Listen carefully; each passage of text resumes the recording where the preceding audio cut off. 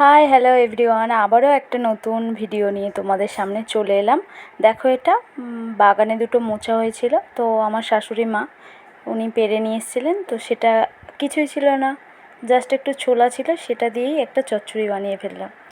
তো প্রথমে কড়াইতে দেখো পেঁয়াজ দিলাম, পেঁয়াজ আর শুকনো লঙ্কা আর তেজপাতা দিয়ে ভালো করে নাড়াচাড়া করতে থাকলাম। তারপরে কাঁচা লঙ্কা আর নুন আর হলুদ দিয়ে দিলাম, হলুদ গুঁড়ো অবশ্যই একটু।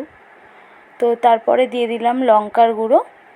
তো লঙ্কার গুঁড়ো দেওয়ার পরে ওটাকে সুন্দর করে কষাতে থাকলাম। তো দেখো কষানোর পর একটু সামান্য তেলটা ছেড়ে আসতে, তারপর মোচাগুলোকে দিয়ে দিলাম, দিয়ে নাড়াচাড়া করতে থাকলাম। তো মোচা কে কে খেতে ভালোবাসো অবশ্যই কমেন্ট করে জানিও, আর আমার ভিডিওগুলো কেমন লাগে অবশ্যই একটু জানিও। যদি ভালো লেগে থাকে একটু লাইক করো, কমেন্ট করো, আর যদি পারো একটু শেয়ার করে দিও। তারপরে ওটাকে আস্তে আস্তে কষানোর পর সামান্য একটু জল ঢেলে দিলাম। তো জল ঢেলে দেওয়ার পরে দেখো কাঠটা কেমন দাউ দাউ করে জ্বলছে, তোমাদের দেখাই একটু। তো তারপরে মোচার ঘন্ট রেডি। বাকিটা স্কিপ করে গেছি, একা একাই ভিডিও করছিলাম। যদি ভালো লেগে থাকে লাইক করে দিও। Tata, by.